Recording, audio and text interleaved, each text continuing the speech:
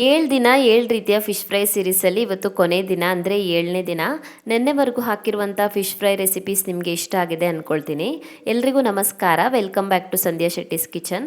7 ದಿನ 7 ರೀತಿಯ fish fry ಸೀರೀಸಲ್ಲಿ ಇವತ್ತು ಫಿಶ್ ರವಾ ತವಾ ಫ್ರೈನ ಯಾವ ರೀತಿ ಮಾಡೋದಂತ ತೋರಿಸ್ತಾ ಇದ್ದೀನಿ. ಫಿಶ್ ರವಾ ತವಾ ಫ್ರೈ ಮಾಡೋದಕ್ಕೆ ನಾನಿಲ್ಲಿ 3 ಮೀಡಿಯಮ್ ಸೈಜ್ನ ಬಂಗಡೆ ಮೀನುಗಳನ್ನು ತೊಗೊಂಡಿದ್ದೀನಿ. ಅಂದಾಜೊಂದು ಅರ್ಧ kg ಆಗೋಷ್ಟು ಇರ್ಬೋದು. ನೀವು ಬೇರೆ ಯಾವುದೇ ಮೀನುಗಳನ್ನು ಕೂಡ ತಗೊಳ್ಬೋದು. ಫಸ್ಟಿಗೆ ಮಸಾಲೆ ರೆಡಿ ಮಾಡ್ಕೊಳ್ಳೋಣ. ಮಸಾಲೆ ಹುರ್ಕೊಳ್ಳೋದಕ್ಕೆ ಒಂದು ಬಾಣಲಿನ ಕಾಯಿಸಿ ಅದಕ್ಕೆ 4ರಿಂದ 5 ಬ್ಯಾಡಗಿ ಮೆಣಸಿನ್ಕಾಯಿನ ಸೇರಿಸಿ ಮೀಡಿಯಂ ಫ್ಲೇಮಲ್ಲಿ ಫ್ರೈ ಮಾಡ್ಕೊಳ್ಬೇಕು. ಮೀಡಿಯಂ ಫ್ಲೇಮಲ್ಲಿ ಒಂದು 2 ನಿಮಿಷ ಆದ್ರೂ ಫ್ರೈ ಮಾಡ್ಕೊಳ್ಬೇಕು. ನಂತರ ಇದಕ್ಕೆ 1.5 ಟೇಬಲ್ ಸ್ಪೂನ್ ಆಗೋಷ್ಟು ಧನಿಯಾ ಕಾಳನ್ನು ಹಾಕೋಬೇಕು.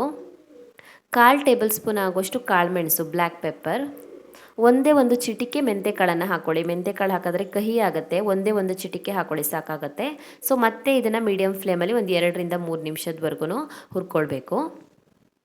ಹುರ್ಕೊಂಡಿರುವಂಥ ಮಸಾಲೆ ಐಟಮ್ಸ್ ತಣ್ಣದಾದ ನಂತರ ಇದಕ್ಕೆ ಇವಾಗ 4 ಬೆಳ್ಳುಳ್ಳಿ ಹೆಸಲು ಹಾಕೊಳ್ತಾ ಇದ್ದೀನಿ. ರುಬ್ಕೊಳ್ಳೋದಕ್ಕಿದು ಒಂದು ಸಣ್ಣ ಪೀಸ್ ಆಗೋಷ್ಟು ಶುಂಠಿ, 1/4 ಇಂಚ್ ಆಗೋಷ್ಟು ಶುಂಠಿ ಹಾಕೊಳ್ಳಿ, ಜಾಸ್ತಿ ಬೇಡ. 1/4 ಚಮಚ ಆಗೋಷ್ಟು ಅರಿಶಿನ ಪುಡಿ, ಹಾಗೆಯೇ ಸ್ವಲ್ಪ ಹುಣಸೆ ಹಣ್ಣನ್ನು ಹಾಕ್ಕೊಳ್ಬೇಕು. ನಾನು ಆಲ್ರೆಡಿ ಸ್ವಲ್ಪ ಹುಣಸೆ ಹಣ್ಣನ್ನು ನೀರಲ್ಲಿ ನೆನೆಸಿಟ್ಕೊಂಡಿದ್ದೀನಿ, ಅದನ್ನೇ ಹಾಕ್ಕೊಳ್ತಾ ಇದ್ದೀನಿ. ಸೊ ಇದಕ್ಕೆ ಇವಾಗ ಸ್ವಲ್ಪನೇ ನೀರನ್ನು ಸೇರಿಸಿ ಮಸಾಲೆನ ನೈಸಾಗಿ ರುಬ್ಕೊಳ್ಬೇಕು. ಮಸಾಲೆ ರುಬ್ಬಿ ಆದ ನಂತರ ಇದಕ್ಕೆ ಇವಾಗ ರುಚಿಗೆ ತಕ್ಕಷ್ಟು ಉಪ್ಪನ್ನು ಸೇರಿಸಿ ಚೆನ್ನಾಗಿ ಮಿಕ್ಸ್ ಮಾಡ್ಕೊಳ್ಬೇಕು.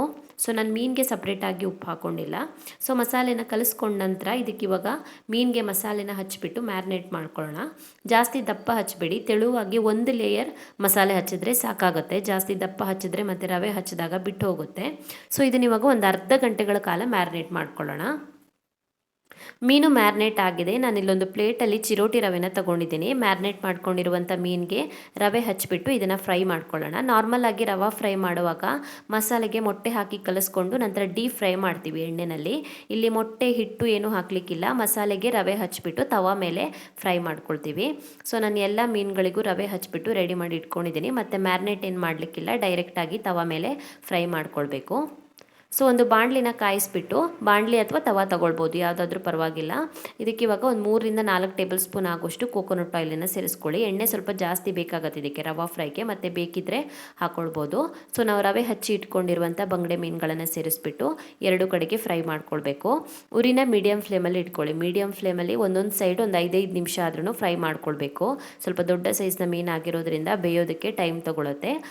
ಬೇಕಿದ್ದರೆ ಮೇಲ್ಗಡೆಗೆ ಇನ್ನೊಂದು ಸ್ವಲ್ಪ ಎಣ್ಣೆ ಹಾಕ್ಕೊಳ್ಬೋದು. ಸೊ ಒಂದು 5 ನಿಮಿಷ ಫ್ರೈ ಮಾಡ್ಕೊಳ್ಳೋಣ. ಸೊ ಒಂದು ಕಡೆಗೆ 5 ನಿಮಿಷದವರೆಗೂ ಫ್ರೈ ಮಾಡ್ಕೊಂಡಿದ್ದೀನಿ. ಎಣ್ಣೆ ಸ್ವಲ್ಪ ಹಾಕ್ಕೊಂಡಿದ್ದೀನಿ ನಾನು, ರವೆ ಎಣ್ಣೆ ಕುಡಿದು ಬಿಡುತ್ತೆ ಬೇಗನೆ. ಸೊ ಸ್ವಲ್ಪ ಫ್ರೈ ಆದ ನಂತರ ಇನ್ನೊಂದು ಸ್ವಲ್ಪ ಎಣ್ಣೆ ಹಾಕ್ಕೊಂಡಿದ್ದೀನಿ. ಸೊ ಇವಾಗ ಎಲ್ಲ ಮೀನುಗಳನ್ನು ತಿರುಗಿಸಿ ಹಾಕ್ಕೊಂಡ್ಬಿಟ್ಟು ಮತ್ತೆ ಫ್ರೈ ಮಾಡ್ಕೊಳ್ಳೋಣ. ಮತ್ತೆ ಒಂದು 5 ನಿಮಿಷದವರೆಗೂ ಮೀಡಿಯಂ ಫ್ಲೇಮಲ್ಲಿ ಫ್ರೈ ಮಾಡ್ಕೊಳ್ಬೇಕು. ಸೊ 2 ಕಡೆಗೆ ಚೆನ್ನಾಗಿ ಫ್ರೈ ಆಗಿದೆ. ಸ್ವಲ್ಪ ಮಸಾಲೆ ಡಾರ್ಕ್ ಆಗಿ ಡ್ರೈ ಆಗಬೇಕು, ಅಲ್ಲಿವರೆಗೂ ಫ್ರೈ ಮಾಡ್ಕೊಳ್ಬೇಕು.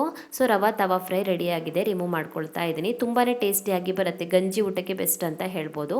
ಸೊ 7 ದಿನ 7 ರೀತಿಯ ಫಿಶ್ ಫ್ರೈ ಸೀರೀಸಲ್ಲಿ ಇವತ್ತು ಫಿಶ್ ರವಾ ತವಾ ಫ್ರೈನ ಯಾವ ರೀತಿ ಮಾಡೋದು ಅಂತ ನೋಡಿದ್ರಲ್ಲ. ನೆನ್ನೆವರೆಗೂ ಹಾಕಿರುವಂಥ ಫಿಶ್ ಫ್ರೈ ರೆಸಿಪೀಸ್ ನಿಮಗೆ ಇಷ್ಟ ಆಗಿದೆ ಅಂದ್ಕೊಳ್ತೀನಿ. ಸೊ 7 ದಿನ 7 ಬೇರೆ ಬೇರೆ ರೀತಿಯ ಫಿಶ್ ಫ್ರೈ ರೆಸಿಪಿನ ಆ್ಯಡ್ ಮಾಡಿದ್ದೀನಿ. ಟೈಮ್ ಇದ್ದಾಗ ಎಲ್ಲ ವೀಡಿಯೋನು ಕೂಡ ಚೆಕ್ ಮಾಡ್ಕೊಳ್ಳಿ.